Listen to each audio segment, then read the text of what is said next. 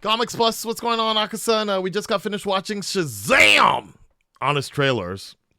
Fear of the gods. And there's something that came up here was how Black Adam was the death blow for the DCEU. I don't know if I would agree with that, but it does. I mean, we saw the riveting effects of, like, you know, when watching Shazam 2, we were like, if only The Rock didn't, you know, hold things back, or like if only they actually were in the same movie together. But let's see what this channel has to say about it, and you guys be the judge. Heroes don't kill people. Well, I do. Well, I do. Dwayne "The Rock" Johnson is arguably one of the biggest movie stars on the face of the planet.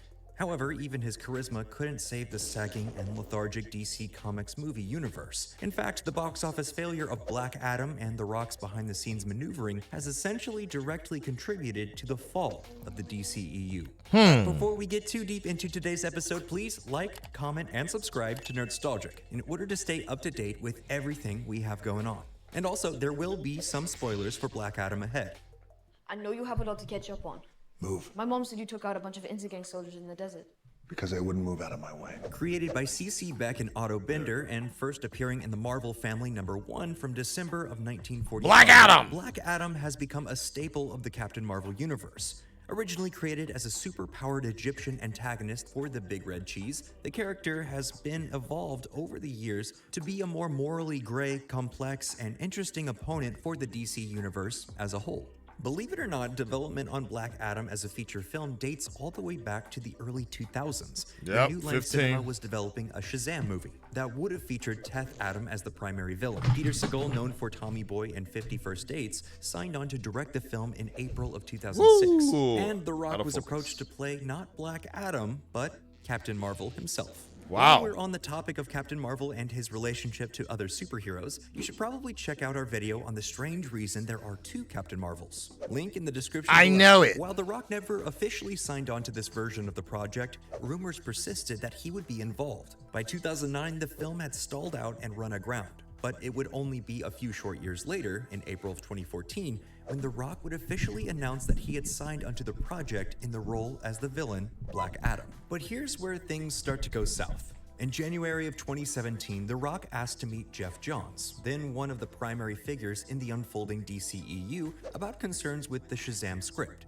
To put it simply, The Rock felt like he had risen too dramatically in popularity since his initial 2009 circling of the project to become a villain in a superhero film. He wanted to be the star. He wanted Black Adam to be the star, specifically, but the movie was about Captain Marvel, so there was only one option. Remove Black Adam from the film, save him for a sequel down the line, and give him his own feature film to really explore the character's motivations and complex history. And That's crazy. Then that explains a lot as to why the first the first Shazam movie came out, and it was basically a Black Adam story with the guy that Sinestro dude. Oh my god, actors' names, I lose them all the time. That's what you guys are for. Who's the guy who plays Sinestro? Matt.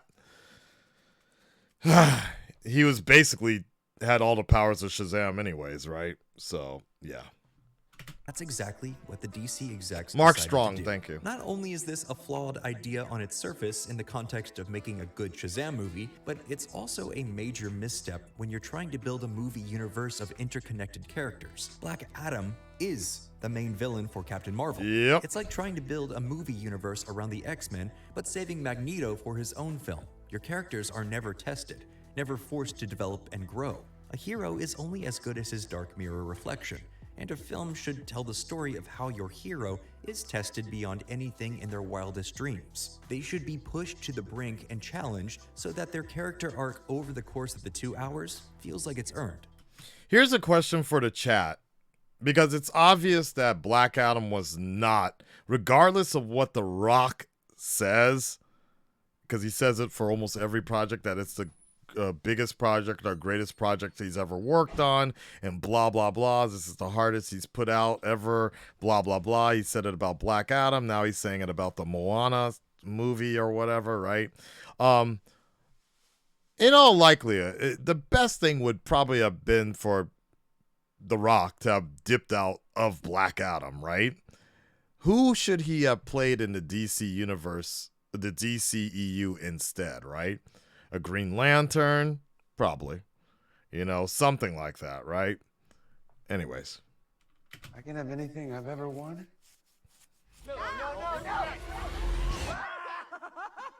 So now that the long gestating Black Adam film has finally been released, has Dwayne Johnson changed the hierarchy of power in the DCU? No, not particularly. What he did was produce, creatively shepherd, and star in a pretty mediocre superhero movie that's more notable for its behind-the-scenes journey than for anything it actually put on screen. The True. film itself centers on the fictional nation of Kahndaq, which has been... This is the best part of the Black Adam movie, was Smashing Pumpkins in the beginning, which is also almost exactly the same song that he used for the Rampage movie, but yeah.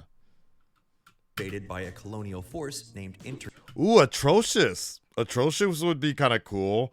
Actually, an origin story of Atrocious, and try to bring in the Green Lantern, but that's more problems than it's worth as well, right? Gang that is strip mining the country of its natural resources and cultural heritage. We follow a small group of well-meaning archaeologists as they attempt to find a mystical crown. They're racing against the clock to locate it before Intergang can get their hands on it when they're saved by an ancient warrior named Teth Adam. He's cool, brooding, and thanks to a backstory that has a surprise twist that you can see coming from 75 miles away, now also has the power of Shazam. Overall, paper-thin characterization, needlessly omnipresent slow-mo, and The Rock's obvious insistence that every line he says be either a one-liner or a trailer-worthy retort leave the film a completely forgettable slog that cost roughly $260 million before marketing. Oh. You should really be more careful with your word choice next time.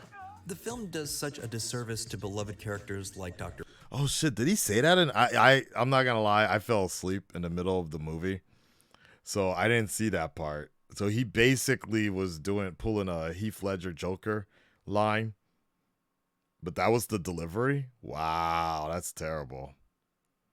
Poor choice of words. Yeah. Wow. Careful with your word choice. $1 million before marketing. Wow. You should really be more careful with your word choice next time.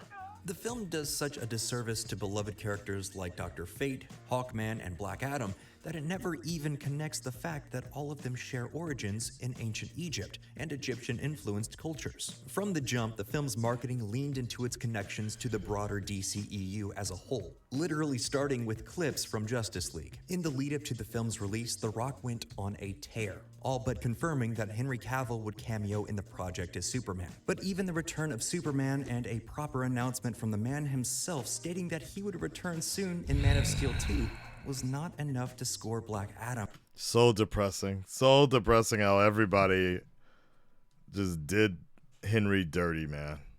Oh well. A major win at the box office. And here's where things start to get even more dicey. The Hollywood Reporter debuted a story announcing that David Zaslav had selected two people to fill the Kevin Feige role at DC, James Gunn and Peter Safran. In the following weeks, it became very clear that Gunn and Safran were going to be cleaning house, reshaping the DC Comics movie universe, and possibly even abandoning many of the successful remnants of the initial phases of the DCEU. As they should. Gunn and Safran have opted to not pursue Wonder Woman 3, despite Patty Jenkins and Jeff Johns turning in a fresh outline. They've opted to cancel a purported Batman Beyond movie. Wait. But also, didn't an article come out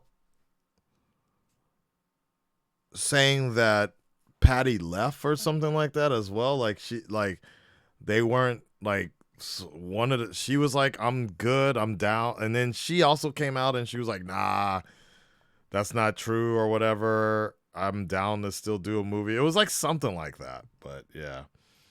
Oh yeah, Batman Beyond movie. Yeah, but I mean, WB announcing movies left and right. If they actually come out as a whole nother thing, so. And they've opted to not bring Henry Cavill back for Man of Steel 2, despite his in-credits appearance in Black Adam. From the outside, it looks like Black Adam was the death knell of the DC Comics cinematic extended universe. It's pretty clear that from a corporate position, they're going to pivot to focusing on a marquee branded name characters like the Trinity and Flash. And that post-Flash, which is going to act like a crossover event and set a new status quo, they're going to start building out a new DCU with a cohesive plan. So what will ultimately happen with Flash, Aquaman 2, and the other odds and ends that are holdovers from the DCEU? Now everyone's kind of like doing their own thing, and I'm the only one trying to keep it together. That's anyone's guess, but ultimately, Black Adam seems Well, we already know what happened with Shazam. like the concrete evidence that David Zaslav and the other DC execs were looking for. Stop putting resources into characters that aren't universally known. Focus on building out a cohesive universe first and foremost, and keep the levers of power inside the DC corporate hierarchy. For the newly reborn DC movie universe to succeed, they need people who are willing to play ball and focus on growing the brand of the universe as a whole. Look at how Robert Downey Jr. serviced the MCU. I kind of get tired of this point. Like, I kind of get tired of this point that everybody keeps, they always say, look at what the MCU did, right? And I get why they do that, because it's such a successful formula, but I'm like, oh my God, really? He appeared in cameo after cameo in order to bolster the burgeoning universe, and at the end of the day, he was rewarded handsomely for his effort. Yeah, but I was gonna, but yes, and I get what the narrators, the point they're trying to make, but at the same time, this dude got paid up front like a shitload of money each time. Like, if that whole Homecoming cameo that he did, you know, he got paid. It's not like he got paid after the fact. Like, he still got paid up front too, you know?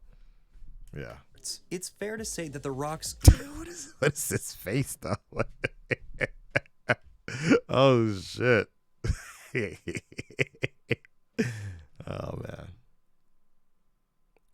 Right, Negan? ego played a large part of how the rollout for Black Adam was handled, and was a substantial element in the project's failure to connect with audiences. Going forward, the new DC cinematic universe needs to be rooted in a commitment to the characters first and foremost. That's how you get audiences to fall in love with them, and that's how you build an overarching universe. A lesson the comics learned a long time ago. And that's all we have for you this episode. All right. So what do you think? Will we see The Rock in Phase 2 of the newly rebooted DC Universe? Nope. Let us know your thoughts down below, and as always, like, comment, and subscribe to Nerdstalgic to stay up to All right. I think the best comment somebody said was, another major issue with Johnson's ego is that he doesn't want his characters to show any vulnerability. How are we supposed to feel urgency and tension in the action scenes with the character who's pretty much invincible? Very true. Very true. I mean, there was that one whole scene where he was depowered, right? And then he locked himself away, and I guess, whatever. I don't know. Whatever. I mean, Black Adam was, yeah, like I said, I fell asleep in the middle of it because it was just kind of like, it was cool, but also like, meh, you know? Let's hope for the best for the future, basically. Hopefully the next outing will be a lot better, you know? The stock characters are all the same nowadays, completely different compared to his more earlier, The Rock's characters, to his more earlier roles. Yep. Let's hope it gets better in the future. That's all I can hope for at this point. You know what I mean? That's all I can really hope for. That's all we can hope for. Till next time, y'all. We're out. Peace.